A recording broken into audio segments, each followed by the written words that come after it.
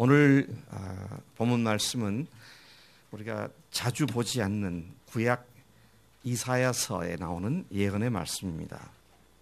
근데 이 말씀 가운데서 보면 우리의 눈길을 특별하게 끄는 구절이 있습니다. 그것이 바로 6절 말씀인데요. 6절 말씀을 다시 한번 보겠습니다. 이는 한 아기가 우리에게 낳고 한 아들을 우리에게 주신 바 되었는데 그의 어깨에는 정사를 메었고 그의 이름은 기묘자라 모사라 전능하신 하나님이라 영존하시는 아버지라 평강하라 할 것임이라. 이 말씀을 읽다 보면 좀 이상한 생각이 듭니다. 아기가 태어나는데 그 아기가 전능하신 하나님이다. 영존하시는 아버지다. 여러분, 아기가 태어났는데 그 아기를 향해서 하나님이십니다 이렇게 말하는 거는 이건 상식적으로 있을 수 없는 일 아닙니까? 2주하고 하루 전에 15일 전에 도빈이 동생이 태어났잖아요. 아직도 이름이 확실치 않습니다만은 이름 지었어요? 도빈이 동생이 태어났는데 이 동생 아기를 향해서 영존하시는 아버지시여. 그런 다음에 정신 나간 사람이죠. 이 말도 안 되는 얘기입니다. 있을 수 없는 얘기입니다.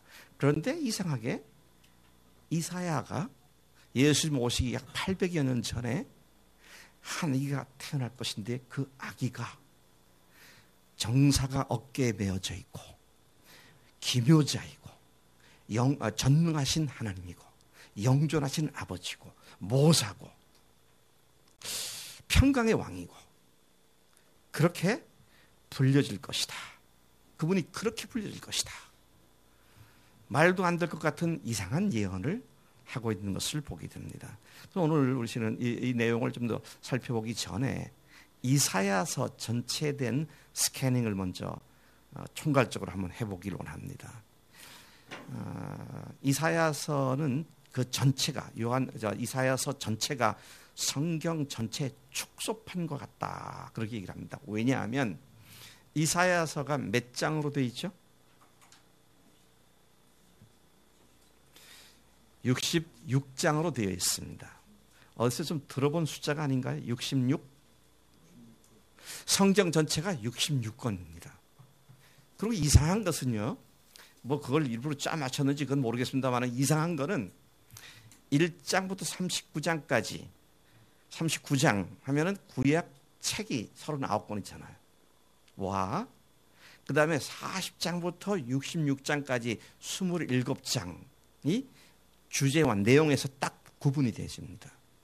그래서 앞에 39장, 구약의 39권의 이 대조가 되는 39장의 주된 주제와 내용은 너희 이스라엘들아 회개하라. 너희들이 우상을 섬기고 하나님 앞에 불의함을 행하고 죄를 짓는데 회개하지 않으면 심판을 하실 것이다. 여호와의 심판의 날이 임할 것이다. 무시무시한 죄 회개와 심판에 대한 이야기를 하고 있습니다. 그것도 가만 보면 구약이 보면은 무시무시하잖아요. 구약에 보면 징벌의 하나님, 분노의 하나님, 질투의 하나님 그렇게 나오는 것과 비슷한 대조를 이루고 있어요. 그런가 하면 40장부터 66장까지 27장 신약의 27권에 상응하는 그런 내용은 그런 너희들이 회개하고 심판을 받게 될 것인데 그러나 하나님께서 너희들을 사랑하시기 때문에 하나님께서 너희들을 구원하시기 위하여 메시아를 보내실 것이다. 소망, 구원의 소망의 이야기가 기록되어져 있음이 후반부 27장의 이야기입니다. 3927 그죠? 구약 성경 39권과 신약 성경 27권을 마치 축소한 듯이 그렇게 장으로 나눠줄 수가 있음을 보게 됩니다. 이사야라는 이름의 뜻 자체가 유대인들도 동양인이기 때문에요. 그들은 이름에 의미를 붙여서 이름을 지었죠. 그래서 우리 서현이 이름의 뜻이 있지. 뭐야? 새벽 이슬. 와, 이건 주의 청년이네. 주의 청년, 새벽 이슬 같은 주의 청년이 주께로 나옵니다. 시편 말씀이 딱 생각나네요. 우리가 내가 믿기로는 서연이는 앞으로 새벽 일까지 순결한 주의 청년으로 살 줄로 믿습니다. 자기 이름값을 하거든요. 제 이름은 영철입니다. 영웅영, 꽃뿌리 영의 말글철 또는 발글철입니다. 밝은 일에 있어서 영웅이 되라. 이 복음 안에 밝은 건 복음이니까 복음 안에 영웅이 된다. 괜찮습니다. 근데 이사야의 뜻이 뭐냐? 근데 이사야란 뜻은 여호와는 구원이시다. 그런 말입니다. 그러니까 이사야서의 주제가 하나님은 여호와 하나님은 우리를 구원하신 분이시다. 그런 것이 핵심 주제가 됩니다. 어떤 자를 구원하신다고요? 회개하지 않으면 심판을 받고 벌을 받고 형벌을 받게 될 심판을 받게 될 그들을 하나님께서 구원하셔서 우리를 하나님께서 다시 받아주실 그 소망으로 세워지게 하는 그런 말씀이 이사야서의 핵심적인 주제가 됩니다. 이것은 언제 기록됐느냐? 그 이사야라는 사람이 꽤 오래 산 사람입니다. 오래 산 뿐만 아니라 오랫동안 하나님의 예언 활동을 했어요. 그가 처음 하나님의 예언의 말씀을 듣고 예언의 활동을 시작할 때가 언제냐면 우시야 왕이 죽던 해에 그렇게 말하고 있습니다. 우시야가 왕이 죽던 해 그때가 언제냐면 주전 739년입니다. 739년이니까 주전 8세기 얘기죠. 예수님 오시기 건 800년 얘기입니다. 그때로부터 그가 하나님 말씀 받아서 회개하라고 외치기 시작한 그때를 기점으로 해서 그 후 요담왕, 아하스왕, 그리고 히스기야 시대를 거쳐서 므낫세 통치 기간까지 무려 5왕에 걸친 사역을 했던 인물입니다. 그러니까 굉장히 사역에 있어서 장수한 그런 하나님의 종이었던 것을 보게 되는 것이죠. 그리고 이 심판이 주제인 39장까지는 비교적 그가 젊었을 때 했던 예언입니다. 젊은 사람들이 원래 그렇게 패기가 있잖아요. 회개하시오! 아니면 멸망했습니다. 이렇게 나오잖아요.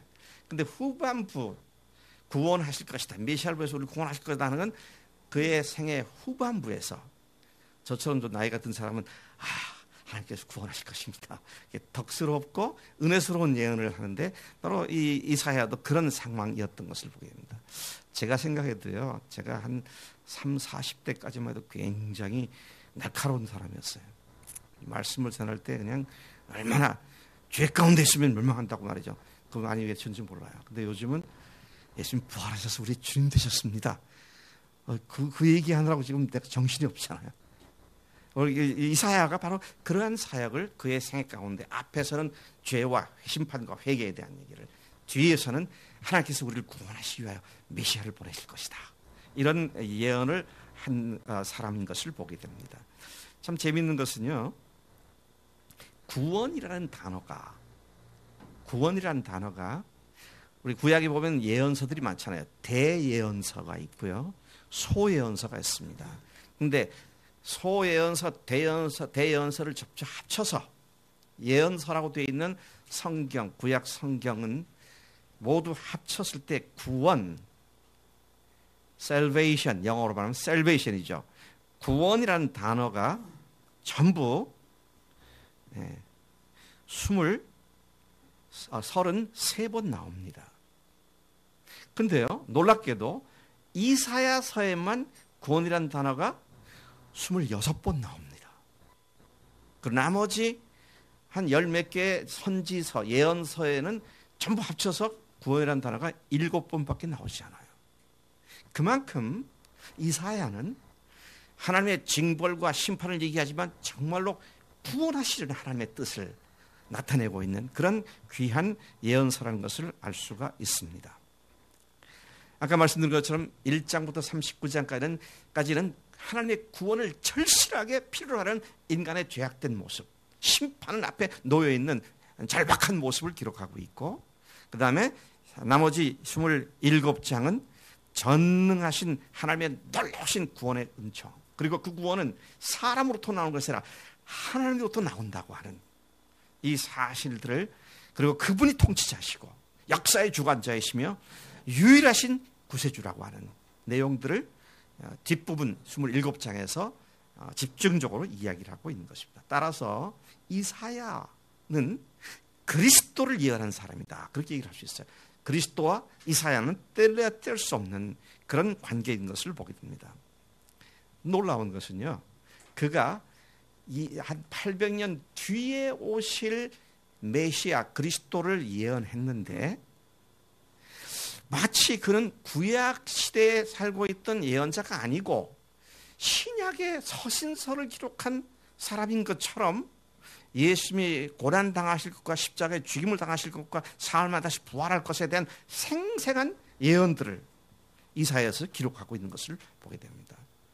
이 말을 다시 종합을 하면은요, 구약의 어떤 성경보다도 그분이 하나님이 우리를 구원하시기 위해서 메시아를 보내시고 우리를 위해 죽게 하시고 부활시키겠다고는 메시지가 가장 생생하게 담겨져 있는 예언서가 바로 이사야서다.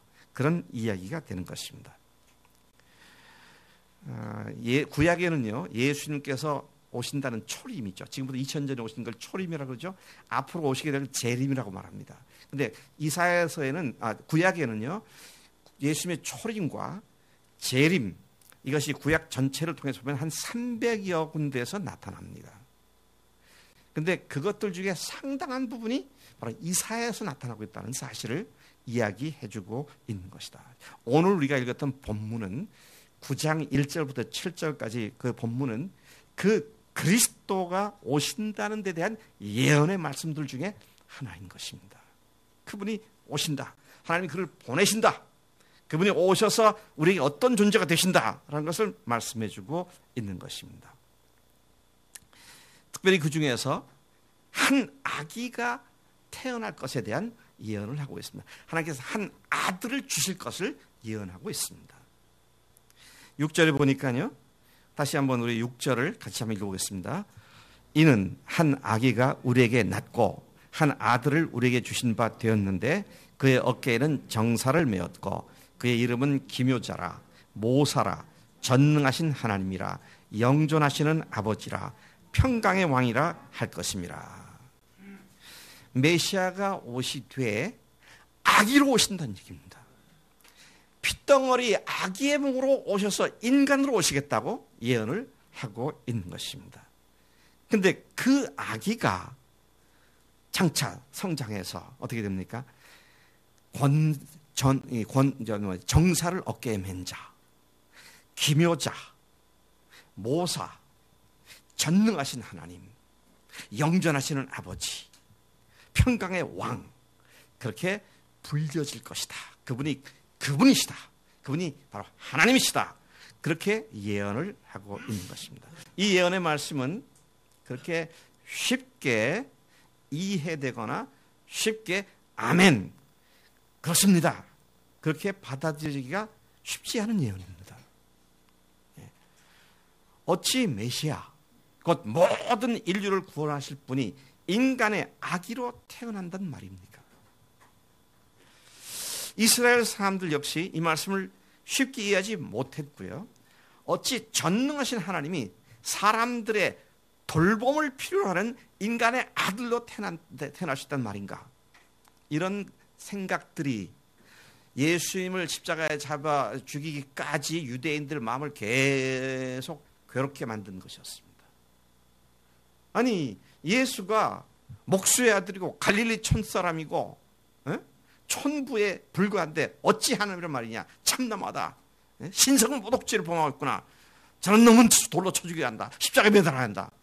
그게 유대인들이 계속 예수님과 싸웠던 근본적인 문제다는 것이죠. 여러분, 우리에게 태어난 한 아기, 하나님 보내신 한 아들이 하나님이십니다. 여기에 아멘 하고 나오면 되는데 어떻게 아기가 하나님이셔? 그걸 어떻게 믿을 수 있어? 허무맹랑한 얘기가 아닌가? 여러분들이 그렇게 생각이 든다 할지도 전혀 이상하지 않습니다. 왜? 유대인들이 그래서 예수님 죽였으니까요. 오늘날도 수많은 사람들이 그 싸움을 하고 있는 겁니다. 성경은 그분이 아기로 태어난 인간의 몸으로 온 하나님이시다, 그렇게 말씀하고 있는데 어떻게 믿어? 알 수 없지. 다른 종교들도 다 뭐 비슷비슷한 건 아니겠느냐. 그러면서 그 사실을 받아들이기가 어려워서 싸우고 있는, 내적으로 갈등을 하고 있는 그런 모습을 우리가 볼 수가 있다는 것입니다. 그럼에도 불구하고 하나님은 이 성경 말씀 이사야를 통해서 상식에 맞지 않는 예언을 통해서 그분이 메시아고 하나님이시고 전능하신 아버지시라고 하는 사실을 예언으로 선포를 하셨다는 것입니다. 예수님 오시기 전에 이와 같은 예언이 있었으면, 그렇다면 이 예언이 하나님 말씀이라면 예수님은, 메시아는 반드시 아기로 와야 합니다. 반드시 아기로 와야 돼요. 그래서 예수님 당시에, 예수님 태어났을 때에 헤롯 왕이 동방 박사들이 찾아와서 유대인의 왕으로 난 아기가 어디 있느냐 그럴 때 굉장히 놀랐죠. 그리고는 답을 해줘야 되니까 성경 박사들에게 묻지 않습니까? 성경에 어디에서 메시아가 태어난다고 예언됐느냐? 그러니까 그때 당시 유대인들은 메시아가 아기로 오실 것을 유대인들은 다 알고 있었습니다. 그래서 그 박사들의 질문에 답을 하기 위해서 헤롯이 물었던 그 성경 박사들이, 성경을 잘 알았던 서기관과 바리새인들이 답하기를 유대 땅 베들레헴입니다. 그게 쪽집기 딱 찍어서 얘기할 수 있었던 것이죠. 그렇게 하나님은 800년 전에, 예수님이 오시기 800년 전에 이사야를 통해서 그가 아기의 몸으로 태어날 것이다. 그렇게 이미 예언을 했었다고 하는 얘기입니다. 그런데 여기에서는 단순한 아기로뿐만 아니라 또 다른 예언을 하고 있습니다. 본문에 보면요, 이 갈릴리 지역에 대한 예언을 하고 있는 겁니다. 메시아께서 인간 아기로 태어나되 그가 오시되 활동하는 지역에 관하여 이미 예언하고 언급을 해두신 것이 본문 말씀입니다. 그것이 갈릴리 호수 동쪽과 서쪽 일대라고 말씀을 하고 있는 것이죠. 여러분, 당시에 유대인들은 갈릴리 지역 일대를 사실은 유대인들이 살고 있긴 했지만, 이스라엘 사람들이 살고 있지만 이방 지역으로 멸시하던 지역 중에 한 곳입니다. 여러분 기억하시죠? 예수님께서 갈릴리 더 서편에서 가버나움에서 아마 그렇게 생각되는데요, 배를 타시고 그다음에 건너편으로 가셨을 때 거라사 지방에서 귀신 들린, 우리가 지난주에 큐티 말씀이 그겁니다만은 귀신 들린 사람을 거기서 구출해 주시죠. 귀신을 내쫓고 그다음에 그가 온전해졌을 때 너희 집에 가서 친척들에게, 가족들에게 어떻게 주께서 일을 하셨는지 얘기하라. 그러니까 데가볼리 지방의 모든 사람들이 예수님의 소문을 다 듣게 됐다고 그랬습니다. 데가볼리라고 하는 곳이, 제가 아까 파워포인트를 준비해 왔는데 우리 심효수 명자하고 손발이 안 맞아서 부탁을 못하고 올라왔는데요. 그 지도를 제가 갖고 왔습니다마는 갈릴리 호수가 있고 밑에 사해가 있잖아요. 가운데 요단강이 흐르고, 그러면 갈릴리 서쪽이 가버나움이 있고요. 오른쪽, 저기 나오네요. 근데 너무 흐리다. 이거는 이제 지중해 요단이고 다음 걸 한번 봐주세요. 예, 여기가 이제 위에 물이 갈릴리고 밑에가 사해인데 그 오른쪽 그 일대가 데가볼리입니다. 그러니까 오늘날로 하면 요르단 쪽이죠. 거기 일대가 이제 데가볼리인데 거기가 유대인들 땅이긴 했지만 이방인들이 많이 섞여 살았었습니다. 이방인이 많이 섞여 살다 보니까 유대인들이 절대 금기시하는 돼지를 사육하고 돼지고기를 잡아먹고 하는 그런 사람들이 나오죠. 그래서 여러분 저 아랍 계통에 있는 사람들이 돼지를 얼마나 금기시하는지, 그 전에 아랍 그 사람들이 자살 폭탄 테러를 행할 때에 대사관 폭발을 하고 막 배를 폭파하고 막 그럴 때에 어떤 사람이 아이디어를 냈는데, 아랍 사람들이 자살 폭탄 테러를 못하도록 방지하는 최고의 방법은 죽은 돼지를 그 앞에 갖다 걸어놓는 것이다. 그렇게 말할 만큼 돼지는 절대 금기시하는 근데 그걸 키워서 잡아먹고 사는 사람들이 거기에 같이 섞여 있는, 그래서 유대인들이 이방인 취급을 해버리고 하는 그런 지역이었습니다. 그런데 거기가, 그런 지역이 멸시를 당한 지역이 밝은 비침을 받게 되고 복음의 소식을 듣게 되고 그와 같이 주님께서 거기에서 사역을 하시겠다고 하는 그런 이야기가 바로 오늘 읽은 본문 말씀의 예언으로 나타나 있는 것입니다. 제가 다시 1절과 2절을 읽어보겠습니다. 전에 고통받던 자들에게는 흑암이 없으리로다. 옛적에는 여호와께서 스불론 땅과 납달리 땅이 멸시를 당하게 하셨더니 후에는 해변 길과 요단 저쪽 이방의 갈릴리를 영화롭게 하셨느니라. 흑암에 행하던 백성이 큰 빛을 보고 사망의 그늘질 땅에 거주하던 자에게 빛이 비치도다. 그래서 갈릴리가 당시에 예수 그러면 갈릴리 출신, 나사렛 출신 이렇게 되잖아요.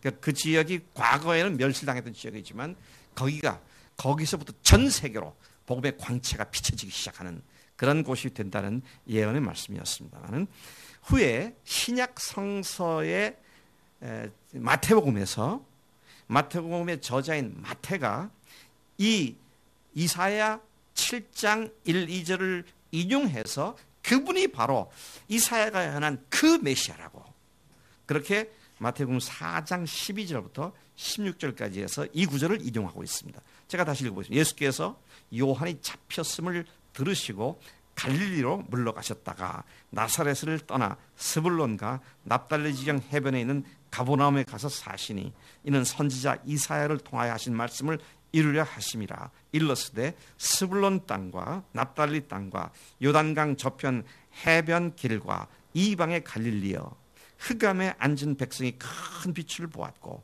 사망의 땅과 그늘에 앉은 자들에게 빛이 비추었다 하였느니라.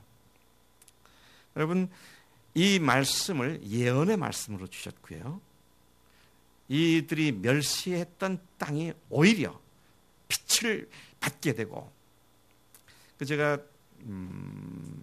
벌써 한 5, 6년, 한 6년 된 것 같으네요. 이스라엘 성지 순례를 갔을 때 가버나움을 가게 되었습니다. 근데 가버나움 쓰고요, 그 간판에다가 밑에 괄호를 했더라고요. 뭐라고 했는지 아세요? 가버나움, 그리고 밑에 괄호를 썼는데 간판에 City of Jesus 그랬더라고요. 예수의 도시 그렇게 썼더라고요. 그러니까 오히려 그 나사렛에 가서는 그런 말을 못 봤어요. 나사렛에 가서는 그 수태고지 예배당, 마리아 요셉의 집을 예배당으로 만든. 근데 가버나움에 가니까 City of Jesus, 예수의 도시. 그만큼 그분의 사역의 본거지가 되었죠. 자, 그것을 이사야가 800년 전에 이렇게 예언을 했다는 것이죠. 다시 돌아갑니다. 근데 그분이 아기로우신 하나님이시다. He was born as a baby. 우리가 아기 그러면 좀 더 덜 근데 베이비 그러면 굉장히 더 이게 좀 아기 어려운 게 느껴지는 것 같아요. 근데 세상에 어떤 미친 사람이, 정신 나간 사람이 아기를 전능하신 하나님이라고 말할 수 있겠습니까? 있을 수도 없는 일입니다. 상상할 수 없는 일이에요. 근데 하나님께서는 이사야를 통해서 그 아기가, 정사가 그 어깨에 매어 있고, 정사라면 governing authority, 통치하는 능력, 권세란 말이죠. 통치하는 통치자의 능력이 있고, 그다음에 기묘자 그러면요, 원더풀, 영어로는 원더풀 그랬더라고요. 근데 원더풀 하니까 조금 잘 그게 감이 안 와요. 뭐 누가 좋은 일하면 that's wonderful 그런데 그런 원더풀이 아니고요, 말로 설명이 안 되는 기기묘묘한 사람, 그런 말입니다. 기묘자. 또 그를 일컬어서 전능하신 하나님, 모사. 좀 이따 제가 더 설명드리겠습니다. 모사, 전능하신 하나님, 영존하시는 아버지. 야, 이게 어떻게 하나님을 지칭하는 말이 그 아기에게 붙여지냐는 거죠. 하나님은 예언자들을 통해 그분이 인간의 몸을 입고 태어날 것을 그렇게 이미 예언을 하셨던 것입니다.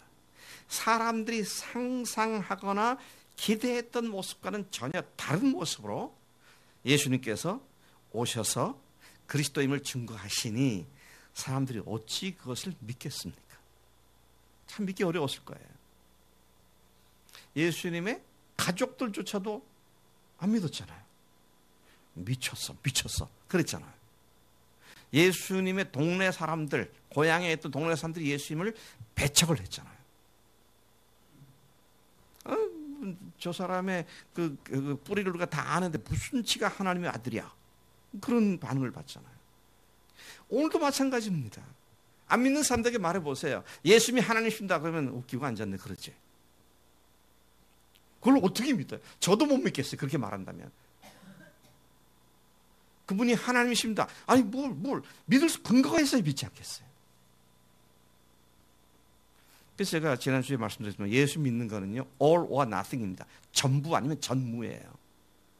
그분이 하나님이시다. 아멘. 그러면 그분이 하나님이다. 난 그분 앞에 굴복할 수밖에 없습니다. 하나님이다. 아멘. 그런데 내가 주인으로 여전히 살고 있다. 그건 전무입니다. 아니에요. 그건. 이 하나님의 말씀을 잘 보면은요, 그대로 믿으면 이건 완전히 이거 굴복할 수밖에 없는 거고요. 안 믿으면 그냥 우스갯거리를 만드는 거고요. 회색지대, 중간지대가 없는 거예요. 아니 하나님이 오셔서 나를 위해 죽으시고 그다음에 부활하셔서 하나님께서 지금까지 주셨는데 그분을 믿는다고 하면서 내가 여전히 내 멋대로 산다. 이게 어불성설이라는 말이 바로 그 말입니다. 천국 가는 거는 내가 믿고 그다음에 사는 건 내가 마음대로 살고, 이거 아니라니까요. 그러니까 흑백이 분명해지는 거예요. 이게요. 예수님을 정말 이 말씀대로 그 아기가 하나님이시다. 그러면 우리가 그 아기 앞에 영원히 엎드려야죠. 저는 예수님이 왕 중에 왕이다, 주의 주다, 그런 그 찬송을 들을 때 뭐 가슴이 막 뛴다고요. 그 찬송이 어디에 나오죠? 핸델의 메시아의 말이죠. 예? 왕의 왕, 또 주의 주. 그러니까 그냥 왕이 그 찬송을 듣다 벌떡 일어나서 그 하나님 앞에 우리가 앉아서 들을 수다 탁 일어나서, 그러니까 그 다음에는 그거 연주되는 데마다 전통이 생겼잖아요. 핸델의 메시아 연주한다고 다 자리에서 일어나잖아요. 누가요? 누구한테? 아기 예수에게. 성경에 하는 그대로 되었습니다.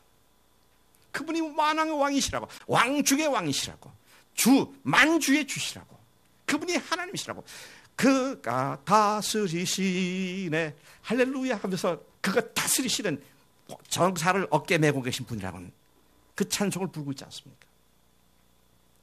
도대체 이 세상에 어떤 종교 창시자는, 어떤 위대한 사상가는, 어떤 위대한 일을 행한 사람을 이끌어서 당신은 만왕의 왕이십니다, 그런 얘기를 누구한테 하고, 누가 그런 얘기를 듣고 있어요?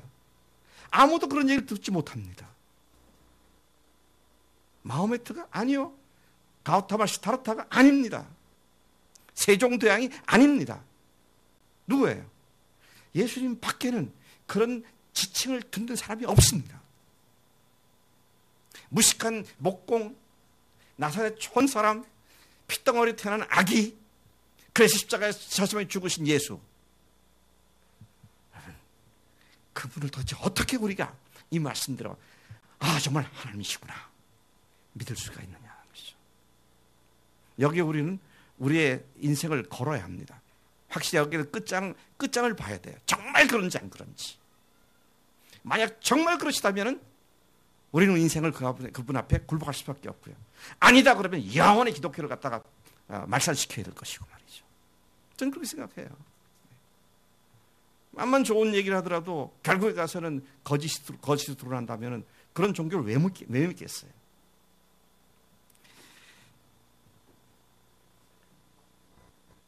자, 다시 한번 들어보고, 기묘자, 모사, 전능자, 영전하시는 아버지, 평강의 왕. 여러분, 신약 이 아기가 그렇게 불려진다 그랬잖아요. 근데 그 신약 성경 마태복음 2장 전체가 아기로우신 예수님을 기록해주고 있고요. 누가복음 1장 26절부터 56절까지와 2장 전체가 아기로, 아들로 탄생하신 예수님을 기록해주고 있습니다. 기묘자란 원더풀, 영어로 원더풀인데요. 구약에서 삼손의 어머니, 혹시 옛날에 성경 퀴즈대회 했던 사람은 알지 모르겠는데 삼손의 어머니 이름이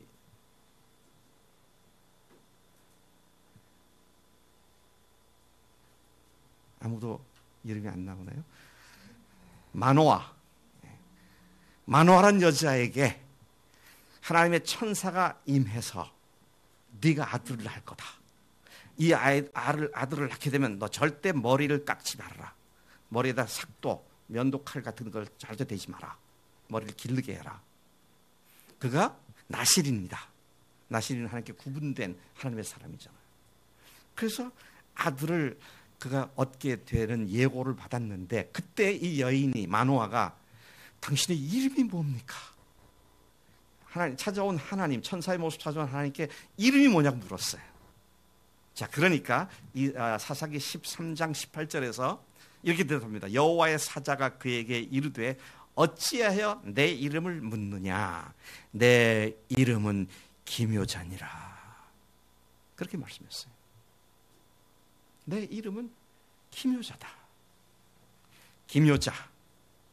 뭐 우리말로 그냥 보통 하는 말로 하면 놀라우신 분, 그렇게 얘기가 되겠죠. 놀라우신 분이다. 좀 한자를 섞어서 얘기하면 기기묘묘하신 분이다. 참, 저는 지금도 생각해보면 예수님을 잘 이해를 못하겠어요. 참 기기묘묘하신 분이에요. 하나님이신데 사람이래요. 정명자매 무슨 뜻인지 이해가 돼요? 그분이 죽었다가 부활하셨는데 부활하신 그분이 영인데 몸을 갖고 있대요. 아니, 영이면 몸이 없는 거죠. 근데 영인데 몸을 갖고 계시대요. 그것도 이해가 안 돼요. 그분이 하나님을 아버지라고 불렀는데 그분을 하나님이라고 불러요, 우리가. 삼위일체 하나님이시래요. 그것도 잘 모르겠어요. 설명이 안 되는 거잖아요. 참 기기묘묘한 분입니다. 근데 이해는 안 되지만 목숨 걸고 그것이 믿어지니까 참 그것도 기묘한 일입니다만. 그분의 이름이 His name is wonderful. His name is wonderful. His name is wonderful. 그런 찬송도 있잖아요. 그분의 이름이 기묘자다. 모사다. 모사란 말은 뭡니까? 영어 성경을 보니까 wise counselor 뭐 그렇게 돼 있고요.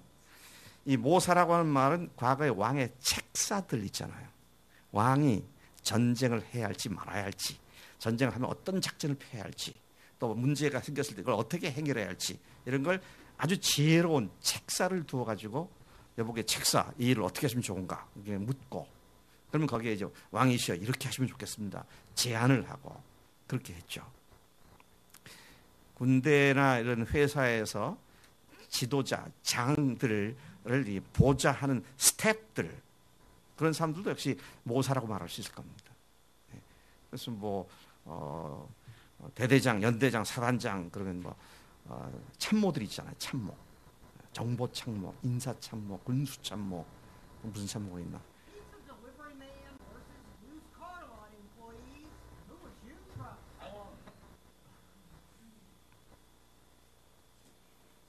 네, 가끔 이상한 일이 생깁니다. 그래서 참모라고 하는 사람들은 자기가 모시는 상관에게 아이디어를 제공해 주고 그것을 좋은 방법을 만들고 하는 그런 일을 하는 것이죠. 참모가 없으면 리더가 역할을 못합니다. 근데 하나님께서 예수를 보내시고 그분을 우리의 와이즈 카운셀러, 우리의 삶을 어떻게 살아야 하는지를 안내하고 인도해 주시고 지도해 주시는 그런 분이시라고 말씀을 하고 있는 것이죠. 그 다음에 이건 노골적으로 딱 선언하니까 전능하신 하나님이시다. Almighty God. 모든 걸 다 하시는 전능하신 하나님이시다. 그 예수님이 바로 하나님이시다는 것이죠. 예수님과 유대인들의 갈등, 예수님을 잡아 죽이기까지의 계속 이어져 왔던 그 긴장, 텐션, 그게 예수님은 내가 아버지께도 왔다, 내가 하나님이다라는 말씀과 유대인들이 네가 어떻게 하나님일 수 있느냐라는 이거 싸움이잖아요. 똑같아요. 오늘도 이 싸움입니다. 오늘도 예수님이 하나님이시다, 그분이 우리를 죽으신 하나님이시고 부활하신 하나님이시다, 이 얘기를 하면 안 믿는 사람들은 그거 못 믿겠다는 거죠. 그걸 거부하는 거잖아요. 그래서 제가 all or nothing이다, 전부가 아니면 전부다, 그런 얘기를 할 수밖에 없어요. 전능하신 아버지일 뿐만 아니라 영존하시는 아버지시다. everlasting, 항상 영원히 존재하시는 아버지시다. 삼위일체 하나님이신 예수님이죠. 창조주 하나님이신 예수님입니다. 영존하신 아버지란 말은 그분이 하나님 자신이시고 그분이 창조주시다, 그런 말씀 아닙니까? 이 창조주에 대하여, 예수님이 창조주라는 사실에 대하여 사도 바울이 분명하게 깨닫고 기록한 말씀들이 나오죠. 골로새 1장 15절부터 16절까지를 제가 읽어보겠습니다. 잘 귀를 기울여보세요.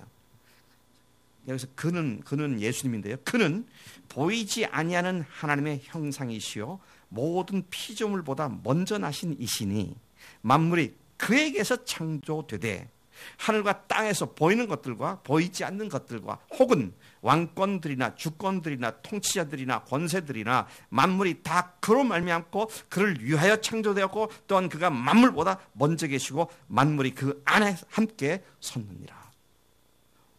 그분이 창조시란 말씀입니다.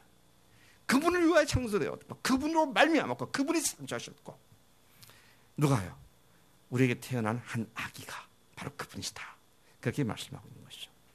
그 다음에 마지막으로 평강의 왕이다, Prince of Peace, 평화를 가져다주는 왕, 모든 불화와 다툼과 갈등들을 제거시키고 화평케 하시는 왕이시다, 그런 말로 이해가 될 수가 있습니다. 평화의 왕이신 예수님, 평강의 하나님. 그래서 1월 첫째 주 예배에서 제가 설교했던 것이 뭡니까? 은혜와 평강. 근데 은혜와 평강의 주께서 너희에게 은혜와 평강을 주시구나. 하나님이 아예 그렇게 은혜와 평강의 주님이시라고 그렇게 불려지는 것을 보게 됩니다. 이러한 아기로 오신 예수께서 진정으로 하나님이시며 기묘자이시고 모사이시고 영전하신 하나님이시고 평강한 왕이시라고 선포하고 있는데, 이 시간에 제가 여러분들과 마지막으로 깊이 생각할 건 어떻게 그런 것이 그분이 그분인지 어떻게 아느냐는 겁니다. 암만 그걸 얘기해도요, 그래 그렇게 해서 믿자, 그리고 믿습니다 그래도 믿는 근거가 없으면 그 믿음은 무너지게 돼 있어요. 난 그렇게 믿었는데 아닌가비요? 충청도 사투리 그러죠. 아닌가비요? 근거가 있는 믿음을 갖고 있느냐는 거예요. 과연 믿을 수 있는 근거 확실한 것이냐 것이죠. 그래서 요즘 저는 예수님을 믿는다는 사람들에게 질문하는 질문이 이런 질문입니까? 당신이 예수님을 믿는 근거가 뭐냐? 뭘 근거해서 믿느냐? 근거가 없이 믿으면 자기 암시일 수도 있고요, 자기 최면일 수도 있고요, 자기 확신일 수도 있고, self-sure, 자기 독선, 자기 확신, 그렇게 될 수도 있고요. 근데 정말 믿을 수 있는 근거를 가지고 있느냐 하는 거예요.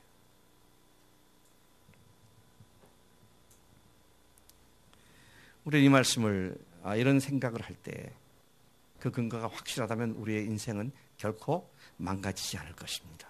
근데 그게 근거가 확실하지 않다면 문제는 보통 문제가 아니죠.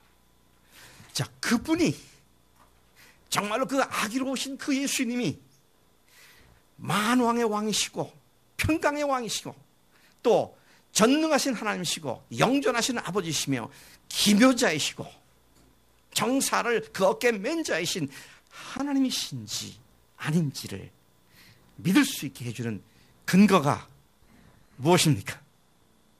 부활입니다. 부활입니다. 여러분, 저는 처음에 그게 근거가 부활이다 그럴 때 좀 심하다. 왜 부활만 있는 거야? 다른 것도 많지. 그런 생각을 했었어요. 근데 다시 잘 묵상을 하면서 알게 된 건 부활밖에 없구나. 부활이 확실한 증거구나. 그리고 부활을 확실히 잡으니까 흔들리질 않아요. 아까 그렇지 않습니까? 예수님을 믿고 구원받았다고 말할 때 믿는다고 하고 하지만 예수님이 나를 위해 죽으셨는지 안 죽으셨는지 뭐가 근거가 돼야? 뭐가 근거가 있습니까? 그냥 그 말을 들을 때 눈물이 찔끔 났다. 감동이 됐다. 그래서 믿는다. 그렇습니까? 그럼 감동이 안 되면 또 아니게? 그건 아니죠. 나의 감정 관계없이 확고한 불변의 객관적 사실로서의 증거. 그게 부활이라는 거죠. 여러분 이 말씀을 제가 말하는 게 아니라 성경의 말씀을 갖고 있지 않습니까? 뭐라고 그랬습니까? 성경에 사도행전 7장 30절 31절에서 알지 못하던 시대에는 간과하셨거니와, 그렇죠? 알지 못하던 시대에는 간과하셨다. 그냥 지나갈 수 있었다는 것입니다. 이제는 어디든지 사람에게 다 명하사 회개하라 하셨으니 이는 정하신 사람으로 하여금 천하를 공의로 심판하를 작정하시고, 그 다음 뭐라고 했습니까?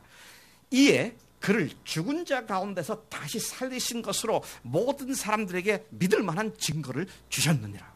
아멘. 부활시키신 그것으로 모든 사람들에게 믿을 만한 증거를 주셨다. 여러분 제가 만약에 이 구절을 가지고 제가 해석을 해갖고 이제 이걸 보니까 이 말씀에 이걸 해석을 이렇게 보니까 그분이 부활하신 것이 믿을 만한 증거입니다. 그러면은 문제가 있어요. 왜? 해석을 달리 하면 또 아닐 수도 있으니까. 근데 이건 해석이 아니라 성경 자체가 선언을 하고 있잖아요.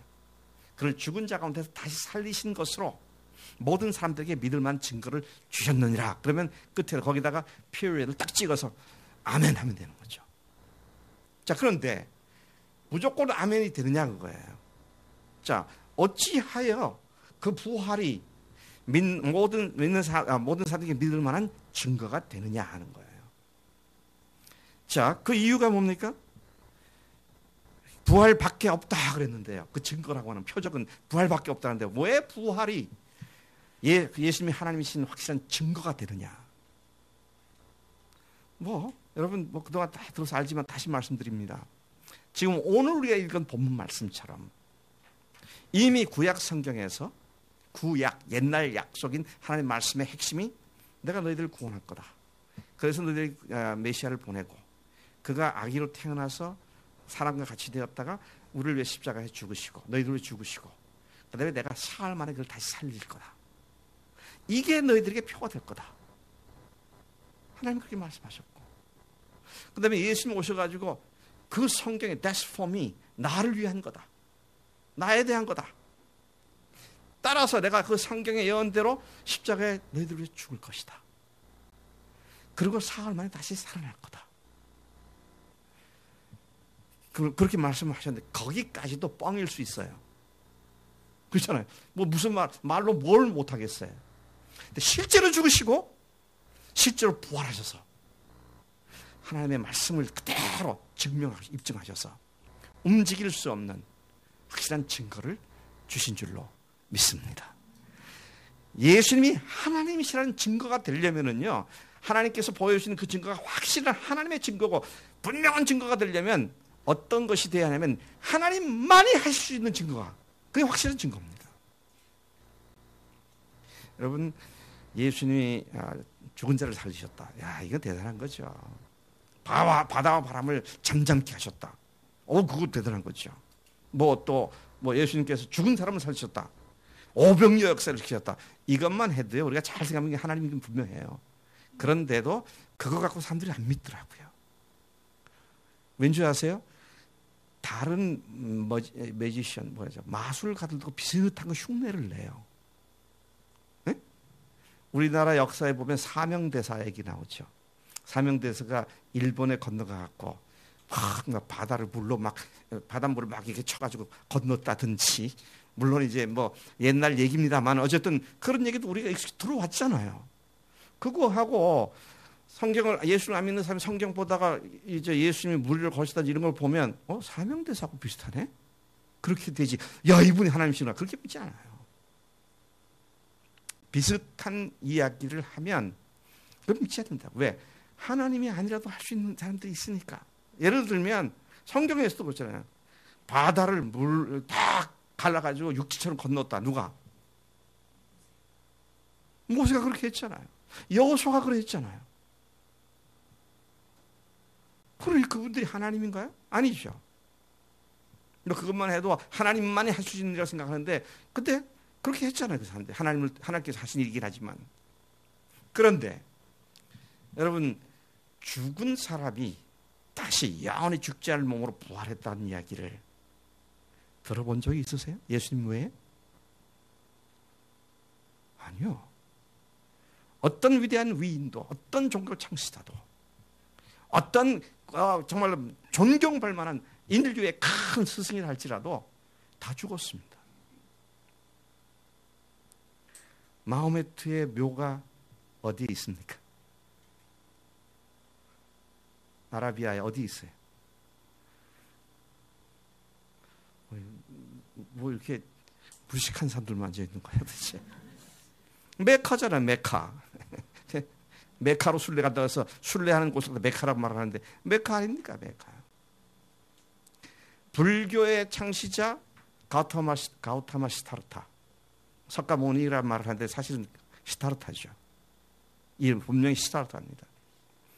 그것도 모르는 사람들 많을 거예요. 석가모니 그러지 시타르타라는 아는 사람 별로 없더라고. 근데 그가 죽었습니까? 안 죽었습니까? 살아났어요? 안 살아났어요? 죽었고 안 살아난 게 확실한 근거가 여러분 있으세요? 사리. 부처님의 진신사리. 그래가지고 그게 전 세계 이제 개수만큼은 이제 다 나눠줬잖아요. 안 살아났어요. 근데 예수님 무덤이 있을까요? 없을까요? 이스라엘 가보니 여기 있더라고요. 근데 무슨 무덤이에요? 빈 무덤이에요. 여러분 우리 교회 로고를 아시죠? 우리 교회 로고 주보 한번 표지를 한번 보세요.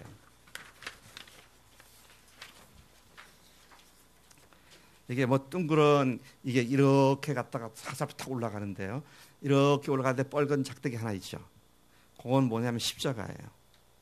그다음에 둥그런 건 뭘까요? 예수님의 무덤입니다. 그리고 화살이 쭉 올라간 건 뭐예요? 승천 전에 부활입니다. 무덤에서 딱 부활하는 거죠. 그래서 내가 우리 교회 로고가 이게 참 기가 막힌 거다. 그래서 앞으로 이 로고가 많이 좀 알려졌으면 좋겠다 그 생각이 드는 말이죠. 예수님의 죽으심과 장사됨과 부활하심. 그분이 다시 사신 것은 어떤 종교 지도자들도 흉내도 내지 못했습니다. 아직까지. 앞으로도 그럴 것이고요. 그래서 예수님께서 친히 말씀하신 것이 뭡니까? 너희들이 표적을 구하는데 내가 너희들에게 보여줄 표적은 딱 하나밖에 없다. 그게 무슨 표적이다? 요나의 표적이다 그랬습니다.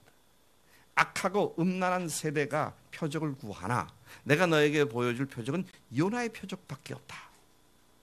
요나의 표적이 뭐예요? 사흘간 요나가 고래가 아니죠. 물고기 뱃속에 들어갔다가 다시 살아난 것처럼 나도 밤낮 사흘을 땅 속에 들어갔다 나올 거다. 이것이 너희들이 보여줄 유일한 표적이다. 그래서 여러분 이런 표적을 갖고 있지 않고 십자가만 믿고도 구원받은 사람은 참 하나님의 은혜를 크게 받은 사람들이에요. 근데 그게 때로는 좀 불안할 수 있어요. 흔들릴 수 있어요. 그러니까 부활을 통해서 움직일 수 없는 확실한 근거를 가지고 주님 앞에 엎드리고 그분에게 굴복하는 그런 삶이 돼야 할 줄로 믿습니다. 여러분 이 부활이라는 게 참 어마어마한 겁니다. 왜? 뭔 줄 아세요? 잘 보세요. 제가 이번에 그 한맘교회를 갔다가 수양회 때 김성로 목사님 부활 전문가니까 부활에 대해서 아주 뭐 다각적으로 생각을 했더라고요. 깜짝 놀랐어요. 이 양반은 여기까지 생각했구나. 왜 놀랐냐면요. 예수님의 제자들이 3년 또는 3년 반 예수님을 쫓아다녔잖아요. 별 이상한 일을 다 봤지 않습니까? 그랬는데도 예수님이 하나님이라는 사실을 아직도 몰랐다고요. 그리고 십자가에 매달릴 때 다 도망갔잖아요. 요한만 빼고 다 도망갔습니다. 근데 놀라운 거는요, 십자가에 매달렸을 때 그 옆에 같이 있던 강도 중에 하나가 당신의 나라가 임할 때 나를 기억해 주소서. 이 강도는 예수님 부활을 믿었더라고요. 근데 제자들은 부활하신 걸 보고 난 뒤에 믿게 되었습니다. 야, 부활을 보든 안 보든 부활하시는 예수님을 믿게 되니까 오늘 내가 나와 낙원에 있을 것이다. 보장이 되는 거잖아요. 요한복음 2장 22절에 사도 요한이 요한복음을 쓸 때 뭐라고 했습니까? 예수께서 죽은 자 가운데서 다시 살아나신 후에야 예수께서 하신 말씀과 및 성경 말씀을 믿었더라 그랬습니다. 3년간 조사된 제자들 장난 아니었잖아요.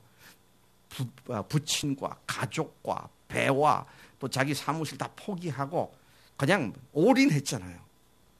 그랬는데도 또 3년간 얼마나 열심히 훈련받았습니다. 둘씩 짝지어서 전도도 보내고 서로 또 누가 크냐고 싸우니까 또 예수님께서 책망도 하시고 또 따로 데려가서 기도도 시키시고 그렇게 제자훈련을 했는데도 부활하고 난 뒤에야 그분이 이분이시구나. 이걸 믿더라고요. 여러분, 우리가 한 아기가 태어날 것이 그분이 전능하신 하나님이다 라는 사실을 확실하게 믿을 수 있는 근거는 뭐다? 부활입니다. 부활을 믿기 때문에 십자가에서 흘리신 보혈이 하나님의 보혈이었고 내 모든 죄를 해결해 주신 영원히 모든 죄를 다 해결해 주신 완전한 제사가 되었고 그분이 나를 위해 죽으신 하나님이시기에 이제 나는 그분 앞에 굴복해서 당신 나의 주님이십니다. 나의 하나님이십니다. 내 인생의 주인이십니다. 더 이상 내가 내 마음대로 살지 않고 주님을 모시고 산 그런 사람이 되겠습니다. 여러분, 이러한 부활에 굴복하고 예수님이 주님이라는 사실 앞에 아기 예수님이 전능하신 하나님이라는 사실을 의심 없이 믿음으로 확증할 때 우리의 삶은 그 전능하신 하나님을 내 마음속에 모시고 있기 때문에 모든 문제를 능히 다 해결받게 될 줄로 믿습니다. 그분이 전능하신 그분이 내 인생의 주인이시기 때문에 우리가 모든 것을 가진 자로서 실패하거나 패배할 두려움 없이 그분이 나를 기필코 인도하신다고는 확신을 가지고 앞으로 나아갈 수 있게 된 줄로 믿습니다. 아기 예수는 누구시다? 전능하신 하나님이십니다. 영존하신 아버지십니다. 그것의 확실한 확증은 뭐다? 부활입니다. 예언된 그대로 죽으시고 부활하신 그 주님께서 하나님이시기에 우리의 삶의 걸음걸이가 결코 미끄러질 수가 없고 쓰러질 수가 없는 확고한 증거 또 보장을 받은 줄로 믿습니다. 우리 시간 같이 기도하겠습니다.